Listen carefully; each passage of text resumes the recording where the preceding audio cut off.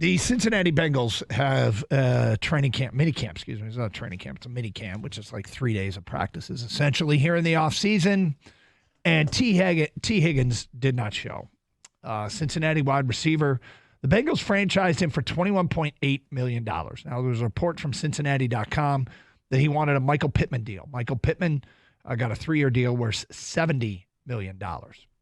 And that would put him in the top 10 in the league in terms of annual salary. It's interesting because the franchise tag is 21.8. The annual value on what he apparently wants is 23.3. So Cincinnati doesn't mind paying him 21.8 for the coming season. But they apparently don't want him after that because I can't imagine that there is an impasse over the difference between 23.3 and 21.8. This is not an impasse type of difference. So do they just not either? The report could be wrong from Cincinnati.com in terms of what he's asking for, or the Bengals might have some cap issues that we're unaware of, that down the road they know they won't be able to afford 2 wide receivers that get paid elite money because they got Jamar Chase also. But T. Higgins didn't show. And I don't, these things tend to resolve themselves. Either the player shows up and takes a franchise tag and plays for a year on the tag, or the team signs him to a contract that they both agree on. But when you have this situation, there is a chance that you can go get said player, right? Correct. The Lions lost Josh Reynolds and basically just bumped everybody up a spot on the totem pole at the wide receiver. There was no outside additions. And I guess I shouldn't completely say that, but there isn't anybody that is clearly going to come in and be a number 2/3 wide receiver. Traquan Smith, who was signed away from New Orleans, is a player to kind of keep an eye on. Last couple of years, he's been somewhere between 25 and 50 targets a season for the Saints. Not quite as productive as Josh Reynolds was, but it doesn't feel like they've got the ready-made replacement. T. Higgins is better than Josh Reynolds. But is T. Higgins worth top 10 wide receiver money? Probably not, at least in my view. Don't get it twisted. He's good, but I don't think he's twice been a 1,000-yard receiver. There were 27 of those guys, 27 wide receivers that were 1,000-yard receivers last year. So being a 1,000-yard receiver it's almost to the point where everybody's got one of these. Well, you get 17 games now, so you get the extra game. T. Higgins is a fine receiver. He's a fine number 2. The reason, I think a big reason why Cincinnati is at this impasse is if they were to sign, Higgins to the deal that he wants, they still have to sign Jamar Chase. Yeah. So Jamar Chase is, he's loving this because he knows the Bengals want him. The chemistry that he has with Joe Burrow, they don't want to break that up. So he's sitting pretty, knowing that his deal is going to be enormous, given all the wide receiver deals that have happened here, the $30 million deals that we're seeing. Jamar Chase is going to get north of $30 million a season. So that eats up a ton of the cap space and for what they have available next year. So I can see why the Bengals are reluctant to go on a multi-year deal. I don't think T. Higgins personally is worth that. I think you can find plenty of receivers on a 1-year deal that won't cost you a draft pick to trade for, that can be had that can do a more than adequate job. I think there are free agents that are out there, and the free agents out there every season. And it's interesting. The Lions have all this money to spend, and they still do.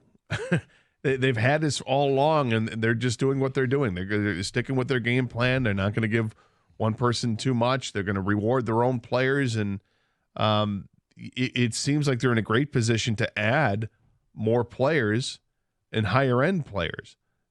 T. Higgins would not be the guy that I would want to do that with. Yeah, first of all, I have a feeling that if you're going to make a trade, more often than not, the team that gets the player, I'm usually surprised at how little a resource it took to get him. I feel like you could get T. Higgins for a mid-round draft pick.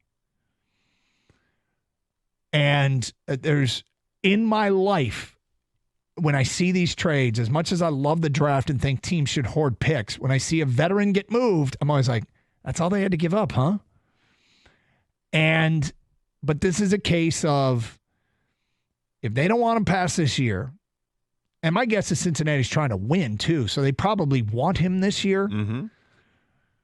But they may just make the decision to cut bait and get what they can for him.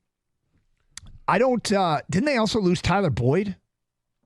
I believe so. Yeah. I mean, can they afford to cut bait? Does he kind of have them where they need him? Well, they drafted Jermaine Burton out of Alabama.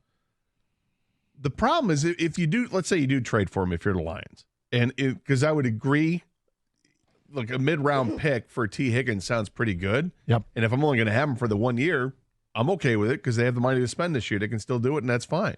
And it's a big upgrade. However, T. Higgins is holding out right now. He's holding out in Cincinnati for a deal. Just because he gets traded to another team, is that going to end the holdout? It's not going to end the holdout because he's in the same situation, just with a different team. He wants a multi-year deal, and I wouldn't be willing to give him a multi-year deal. I'd be willing to go on hey, this 1 year sounds pretty good. I mean, if you trade for T. Higgins, is there any way you're getting him and saying, okay, I'll play for you for the 1 year on the franchise tag? I didn't want to, like, does he change his mind? Because I think I agree with you. Maybe a 2 year deal because we know they have cap flexibility next year. So maybe you can give him what he wants over 2 years. But how quickly is that cap flexibility gone once they re-sign Lee McNeil? Yeah, we got to start looking at what their cap looks like next year. But now the other side of this is, whatever, dude. They're trying to win the Super Bowl this year. Sure, and that's a big reason why I'm open to this. Yeah, T. Higgins helps you right now as a football player. I was thinking back to that catch he made against Minnesota where Jake Browning was in a quarterback and he just kind of threw it up for grabs at the goal line, and T. Higgins came out of the end zone, caught at the one, was getting thrown out of bounds backwards, and just reached out and crossed the goal line with the ball, which, by the way, I always think is a little bit of an unnecessary risk. With the penalty. But it was, because if you fumble it out of the end zone, then it's one of the weirdest rules in football, but it goes over to the other team as a touchback, even though they don't recover it. But but that kind of play, that was spectacular athleticism. Like, adding him to this team, if your number one is Amon-Ra St. Brown, and you've got him in the slot and T. Higgins and Jamison Williams lined up outside, that is a defensive coordinator's nightmare. It's a nightmare. And you've got a quarterback that is really, really good at delivering the football on time and on target to the right person. You've got an offensive line that can protect them. It might even be better than a year ago. And you've got two running backs, one veteran who's really good, and the other a rookie who's just scraping the surface. You got an elite tight end. This starts to look like the modern day offense that wins Super Bowls. It's a different way than doing it than Kansas City, which is built around an elite quarterback. But I mean, you're really talking about, just what feels like an unstoppable offense and an improved defense. If the Lions get T. Higgins, are they the favorite in the NFC? You can make that argument. So this is a really, really tempting thing to try to do. But you don't have the assurance that he'd be willing to be here for just the 1 year. You don't. And the fact that he's holding out tells me he would not. So you'd have to have that assurance. Okay, we'll make the trade, but he's coming to camp and he's playing this year, right? Yeah. We're not going to give him an extension. We're not going to give him a new contract. So his agent is a guy named David Mulligetta, and I wonder if the Lions is the first call you make to the agent and say, hey, we'd be interested in trading for your guy, but would he play in the franchise tag for us? Well, or is this obvious that the Lions want nothing to do with him because of the football character they want from players? They don't want guys that are, rocking the boat, so to speak. They want guys that buy in. And here's a guy who's on a team that is a Super Bowl contending team when they're healthy, with a healthy Joe Burrow. That team can compete for Super Bowls, and they franchised him.